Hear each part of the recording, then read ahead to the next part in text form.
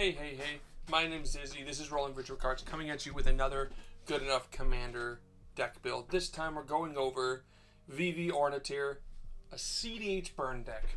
I don't always do CEDH decks, but when it's there, I build it. So let's get right into Vivi. Zoom in a bit so you guys can see the cards a little better. Not that much. There we go. So, who is, what is, how is Vivi Ornitier? Or Ornitier? I just looked up how to pronounce that. I'm sorry. Well, before we get into it, if you like my content, please smash that like button. And don't forget to subscribe. On to the card.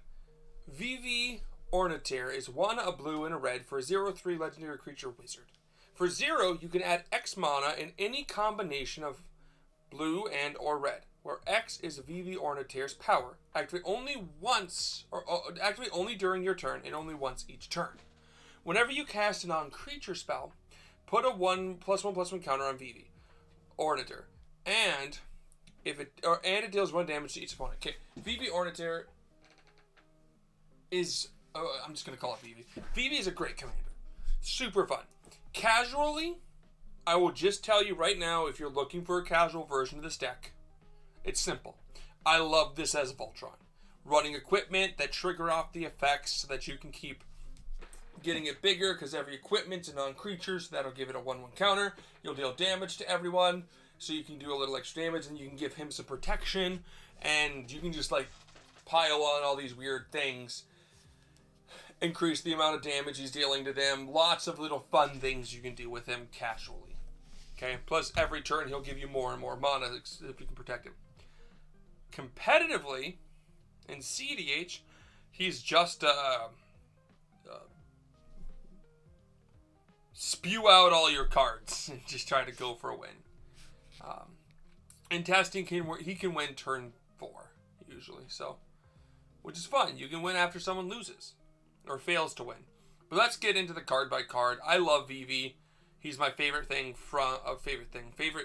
character from all of Final Fantasy, which is saying something. And I fell in love with him with Kingdom Hearts 2, and then Final Fantasy 9 became my favorite Final Fantasy. So let's get into it. You're gonna just see a lot of CEDH staples, but Mockingbird is X and a blue for a 1/1 bird bard with flying, and when it enters the battlefield, is a copy of another creature on the battlefield with mana value less than the amount of mana spent to cast Mockingbird, except it's a bird in addition to its other type, and it has flying. So Mockingbirds ran just as a way to clone a good creature your opponent has. Ragavan, Nimble Pilferer is 1 red for a 2/1, and whenever it deals combat damage to a player, you make a treasure token and exile the top card of that player's library. Until the end of turn, you may cast its card, and it has dash for 1 in a red, which means when you cast it at your end step, you cast it with haste, and then it returns to your hand at your end step. Ragavan's really good. It's a staple in CEDH. It's just here to get you some treasure and maybe grab some ramp off your opponent. Thassa Oracle, pretty cool. This is what your win con in the deck usually. It's 2 blue for a 1/3 Merfolk Wizard. When it enters, look at the top X cards of your library, where X is your devotion to blue. Put up to 1 of them on top of the library and the rest on the bottom of the library in random order. If X is greater than or equal to the number of cards in your library, you win the game. And usually you can cast this card with plenty of cards left in your library in this deck and just kind of win. Burgi, God of Storytelling, is 2 and a red for a 3/3 god. Whenever you cast a spell, add red until end of turn. You don't lose mana as steps and phases in. Creatures you control can boast twice during each of your turns rather than once. And its backside, Hornfell, Horn of Bounty, is 4 in a red. Discard a card, exile the top 2 cards of your library. You may play those cards this turn. Both great. Burgi really allows you to just kind of spiral out of control. All your spells will be giving you an extra red, and with Vivi already giving you like a big chunk of mana, you'll be able to just kind of like keep going. On the other hand, Hornfell gives you that draw if you really need it, and sometimes, because there's only 3 cards that turn Vivi on as a draw engine, Hornfell's very helpful. It just kind of gives you the cards you need to cast to get Vivi bigger in order to keep going. Imperial Recruiter is 2 and a red for a 1/1 human visor. And when into the battlefield, search your library for a creature card with power 2 or less, reveal it, put it in your hand, then shuffle your library. Imperial Recruiter is here because it can grab you good cards. Mainly it grabs you Thassa. But there's a few other cards, like it grabs you Tandem Lookout, which is a card you really need. Or it can grab you Phyrexian. It can grab you a few. We'll go over them. But Simian Spirit Guide's 2 in red for a 2/2 Ape Spirit. Remove it from your hand. Remove it from the game. From your hand from the game. Or in your hand from the game. And add a red. So this just lets you get Vivi out turn 1 sometimes. And Tandem Lookout is 2 and a blue for a 2/1 Human Scout with Soulbound. So it enters, you choose another creature. And they both get this ability. As long as it's paired, each creature has, whenever this creature deals damage to an opponent, draw a card. This is great because what this is doing for you is this is allowing the combo. So the combo loop with Vivi is he deals damage. So something like Tandem Lookout, whenever you cast a non-creature spell, not only does he get bigger to eventually give you more mana, he also does 1 damage to each opponent, so you draw 3 cards. That's the engine. That's the whole point. That's what we're aiming for. That was my cat. Maybe she will relax now. Displace Kitten 3 in a blue for a 2/2 cat beast. With Avoidance, whenever you cast a non-creature spell, exile up to 1 target non-land permanent you control, then return it to the battlefield under its own control. Why is Displacer Kitten here? Not to go with your commander. No. Displacer Kitten is here so that you can do a lot, because you're casting a lot of non-creature spells. So you can cast Imperial Recruiter a few times, get a few other cards. You can trigger Thassa's Oracle a bunch of times with it. Which you might think, why? Well, because it does something pretty good. Devotion to blue, X, and then you can put 1 into your hand, or on top of your library. The rest of the random, yeah. So this allows you to kind of like organize your deck, so you draw into cards you need. It can also just get you Phyrexian Metamorph different times, and it can get you Hullbreaker Horror going, which is kind of the big point. In a lot of different ways. Honestly, the other thing is it's a non-creature spell, exile and non-land permanent. So this is kind of a ramp spell. You can just kind of like target one of your instants or sorceries that tap for mana, like one that like your Mox Amber, and now all your small instants and sorceries cost 1 less. Phyrexian Metamorph is here just to become a copy of the One Ring if an opponent is running it, honestly. But there's a few others that it could copy, but the One Ring is probably your best bet. And Roaming Throne, I love Roaming Throne decks, and this is one of them. For 4, you get a 4/4 Artifact Golem with Ward 2, and whenever it enters the battlefield, you choose a creature type, in this case, Wizard. Whenever the Roaming Throne is the chosen type, in addition to its other types, and if a triggered ability of another creature control of the chosen type triggers, that triggers an additional time. What this means is that Vivi deals 2 damage to everyone, making it so that you draw, because it triggers twice. So it's 1, 2, 3, 1, 2, 3. So you draw 6 cards and deal 6 damage, which is a lot better. And then Hullbreaker Horror is here because you can kind of combo off with it with Vivi and just kind of like murderize everyone with burn everyone to death. So it's 5 and 2 blue for a 7/8 Kraken Horror with Flash, and this spell can't be countered. Whenever you cast a spell, choose up to 1, return target spell to you don't control to its own hand, return target non-land permanent to its owner's hand. You can do this with your Soul Ring. So the combo here with Hullbreaker Horror for Vivi is like Soul Ring and a 0-drop, or just 2 0-drops. You can cast your 0-drop to return your 0-drop, to cast your 0-drop, to return your 0-drop, infinitely tapping them each time to just get infinite mana. And then all of a sudden, every infinite mana doesn't matter, the 2 0-drops. So infinite cast just means Vivi triggers, allowing you to draw your deck out. So that's the fun. And even without Vivi on there, you can do that to just draw cards, or to get a lot of mana. So, but from that, we'll get into the sorceries. Faithless Looting is a 1 red, draw 2 cards, and then discard a card, or then discard 2 cards, flashback 2 in a red. This triggers Vivi. It's why it's here. It's not always the best card, but it can be useful. Gamble is 1 red for a sorcery, search your library for a card, put that card into your hand, then discard at random, then shuffle your library. You are playing graveyard recursion cards to work with a lot of this. I'm spacing out the name. We'll get to it when we get there. Gitaxian Probe, or Gitaxian. Yeah, the Gitaxian Probe is 1 Phyrexian blue. So you can either pay 2 mana or a blue, or blue or 2 mana. Look at target opponent's hand, draw a card. This card is not always 100% in every one of my CEDH decks now. But I do like it in this deck because it just triggers Vivi.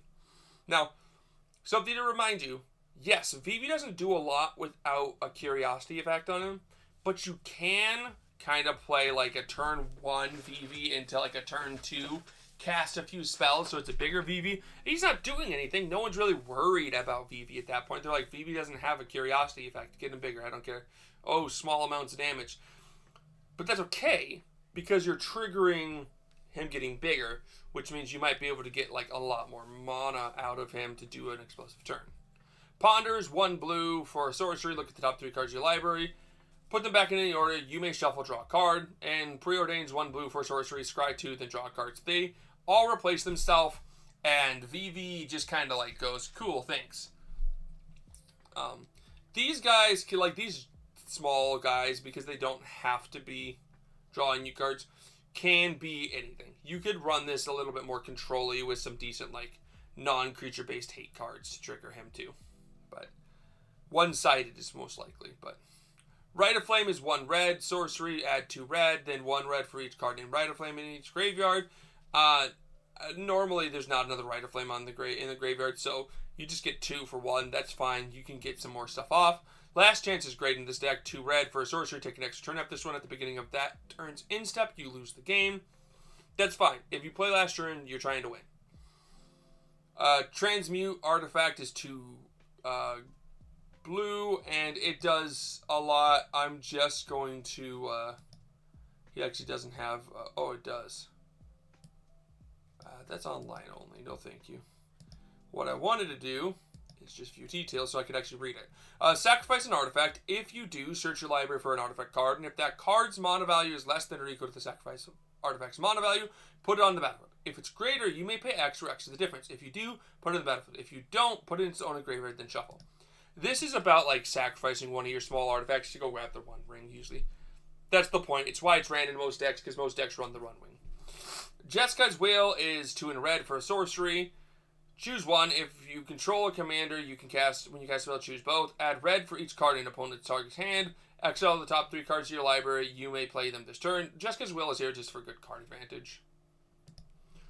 Because it does do its job. It, like, casting Jeskai Whale can really push you to the next level. It can help you find your curiosity effect to just kind of win the game. I am running these because it kind of works in the deck. Time Twister's 2 in red. Set Time Twister aside. Shuffle your hand, library, and graveyard into the library. Draw the cards. Draw 7 cards. Leave all cards in play where they are. Opponents must do the same. You might think, this is crazy. Why would you do a Time Twister in a deck that's all about using your graveyard? Why not just run Wheel of Fortune, which is 2 in red for sorcery, and all players discard their hand and draw 7? Or Windfall, which is 2 in a blue. Each player discards their hand, then draws cards equal to the greatest amount of cards a player discarded this way.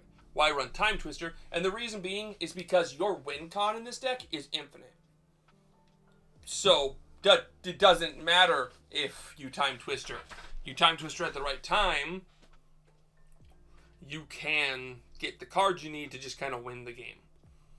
Sometimes you have 3 mana left over, and any one of these cards can just put you back in the game by getting you some more 0 drops or some more 1 drops that can trigger Vivi and keep you going. Instances, running a lot of counters, of course. Pact of Negation's a 0 drop to counter a spell, but at the upkeep you gotta pay 3 and 2 blue, or you lose the game. An offer you can't refuse is 1 blue for an instant counter target non-creature spell.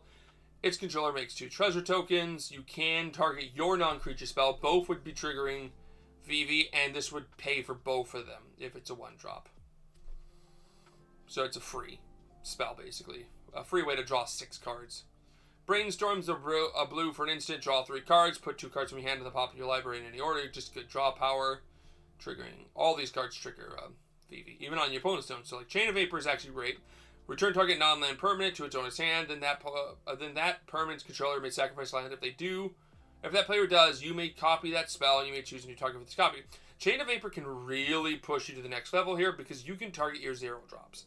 So if you target your 0 drop with this and bounce it back to your hand, you can recast it to get more mana off of it. So you can tap it to cast Chain of Vapor, triggering Vivi, drawing 3 cards if it has Curiosity, or just making it bigger so you can trigger its effect for more mana, burning everyone and everything. And then you can be like, cool, return my my Mox Amber, and then I'll recast my Mox Amber, which then triggers Vivi again. But you can also sacrifice a land to bounce off another 0-drop and then sacrifice a land. So you can use Chain of Vapor to just bounce all your 0-drops back after tapping them to recast them all. And even like your 1-drops, like your Soul Ring, you can recast that. Lots of stuff you can kind of like, oh cool, I'm going to go for game. Let me sacrifice my 3 lands and just bounce 3 cards back and try to see if I can win the game this way. Bust it or not. Flusterstorms are blue for an instant. Counter target instant sorcery spell. Its controller pays, unless its controller pays 1 with Storm, so equal to your opponent's how many cards are cast this turn. So Lightning Bolt's 1 red. It deals 3 damage to any target. Just a fine removable spell in this format, or in these colors, and will trigger Vivi. Mental Misstep is 1 for Phyrexian blue, so you counter target spell with mana value 1, so you can just pay 2 life to cast it. Mystical Tutor is 1 blue. For an instant, search your library for an instant sorcery card, reveal it, shuffle, and put it on top. Swan Song's a blue for an instant, counter target enchantment, instant or sorcery spell. Its controller creates a 2/2 blue bird creature token with flying. Born Upon the Wind is 1/1 blue for an instant. You may cast spells this turn as though they had flash, draw a card. Born Upon the Wind is fine in this deck because you can use it if you've got like Curiosity going to just kind of like try to win on top of other people. Or to dig. I've done like I've seen like Born Upon the Wind triggers Vivi, you draw 3 cards, you draw a card off of Born Upon the Wind. Cool. Can't stop you, but let's cast this Soul Ring for 1. Trigger, draw a bunch, so you can kind of like go like that. It's fun. Brain Freeze is 1 in a blue for an instant. Target player mills 3 cards. Storm. This is a part of a combo, but also with how many spells you can cast a turn, you can just Brain Freeze yourself to the end and cast Thassa. Cyclonic Rift is 1 in a blue for an instant. Return target non-land permanent to its owner's hand. Overload 6 in a blue. I have Cyclonic Rift in testing to bounce a card back to win the game, or to continue playing. Dramatic Reversal, same concept. 1 in a blue for an instant. Untap all non-land permanents you control. This just allows you to untap all your mana rocks, so that way you can just keep going. Final Fortune's 2 red for an instant. Take an extra turn after this one. At the beginning of that turn's end step, you lose the game. Here's the thing. Sometimes you get to that point where you're like, I can't continue. But Final Fortune says go again, and hey, guess what? Vivi's at like 20 or 30, and you have like, or it's like 20, 25, and so all of a sudden you get like 25 mana on your turn. Plus your lands and artifacts. So Mana Drain's 2 blue for an instant, counter target spell.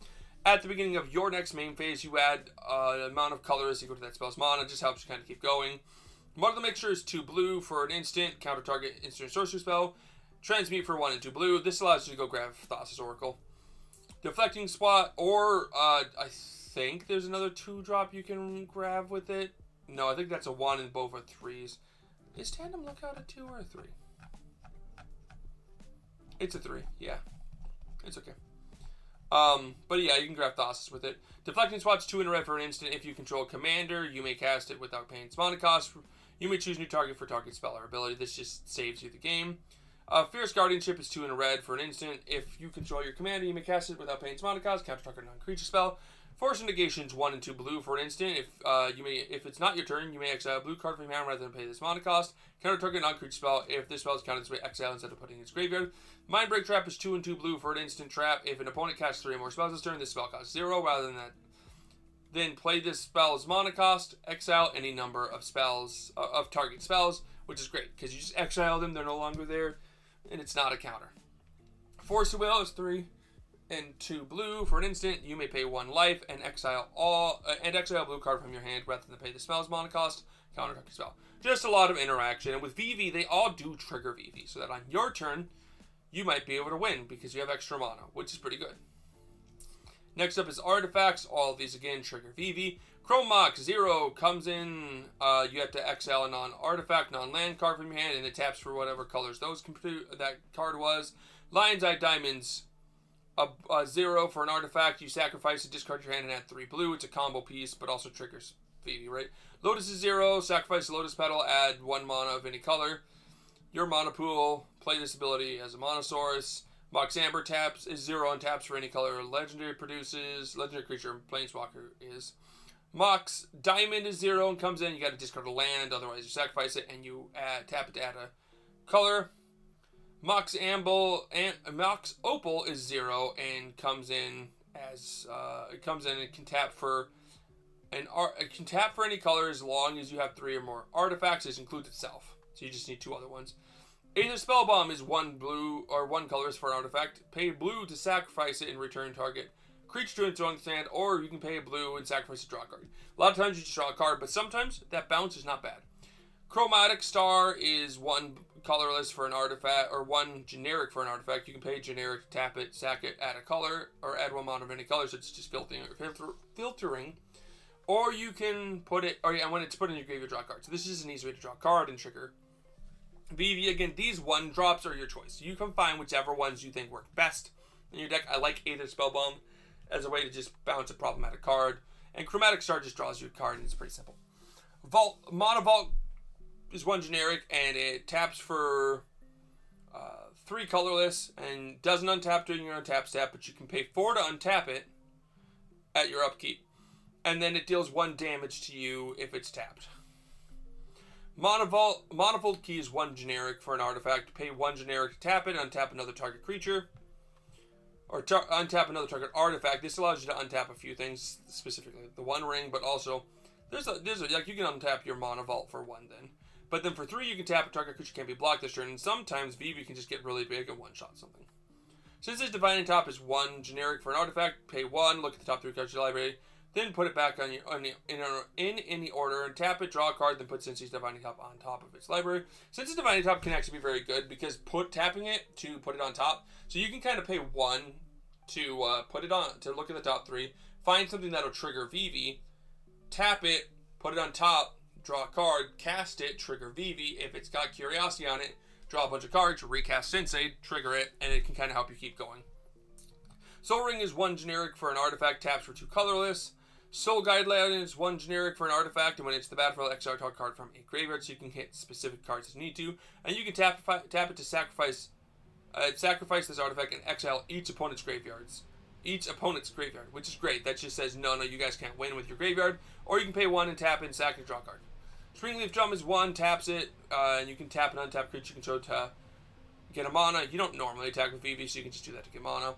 Arcane Signet's 2, taps for any color in Vivi's identity. Defense Grid, normally I don't love it, but it's very useful in this deck. 2, an artifact, each spell costs 3 more to costs 3 more to cast, except during its controller's turn. This just means your opponents have to pay 3 more to cast spells on your turn, which is kind of like a silence. It's a bad silence, but it's here because once you cast it, you can kind of keep going. Felber Stone is 2 generic for an artifact, and you tap it for any color that a land your opponent can produce. Grim Monolith is 2 for an artifact, and it doesn't untap during the untap phase, and you can tap it for 3 colorless, and for 4 you can untap it. So that's just kind of a cool way to get more mana again to keep going. It pays for itself. Imposter Mech is 1 in blue for a 3/1 vehicle. When it's the battlefield, as a copy of a creature an opponent controls, except the vehicle artifact with crew 3 and lose all other card types. This is great to play if you end up having to go against like if someone's playing Orcish, because Orcish can totally ruin this deck for you. But if you cast this card and copy their Orcish, you can pop their Orcish. So, not too bad. Talisman of Creativity is 2 generic for an artifact, and it taps for colorless or for blue or red, but it deals damage to you. And the One Ring is 4 generic for an artifact, legendary artifact with indestructible. It's just the battlefield. If you cast it, you gain protection from everything until your next turn, and at the beginning of your upkeep, you lose 1 life for each bird encounter on the One Ring, and you can tap it to put a bird encounter on the One Ring, then draw a card for each bird encounter on the One Ring. So, you lose life, but you can just get a lot of stuff out of this. And your few enchantments here. Curiosity, enchant creature deals damage to opponent, you draw a card, that works with them. Same with the Ophionides, with Flash, enchant creature. When enchant creature deals damage to opponent, you draw a card. This just really keeps going. Mystic Remora is 1 blue, communal upkeep is 1, so you gotta pay 1, and then 2, and then 3. And whenever a target opponent successfully casts a non-creature spell, you draw a card unless they pay 4 to counter this effect. Underworld Breach is 1 in a red for an enchantment. Each non-land card in your graveyard has escape. The escape cost is equal to the card's mana cost, plus exile 3 other cards. At the beginning of your end-step, sacrifice Underworld Breach. This card has changed CEDH for the better, in my opinion. I love Underworld Breach lines. And this can, if you do the loop, just win you the game because you'll draw your deck out. Or just, you can choose to draw. You can just do the loop and just burn your opponents. Ophidian Eye is 2 and a blue for... Oh, we did that one. But Rhystic Study is 2 and a blue for an enchantment. And whenever an opponent casts a spell, you draw a card unless they pay 1. And then your classic lands. I'll just kind of scroll past these so you guys can see the lands here. I normally don't play Forbidden Orchard, but I think it's fine in this deck because you're not really doing much. Manamo's fun to untap your One Ring.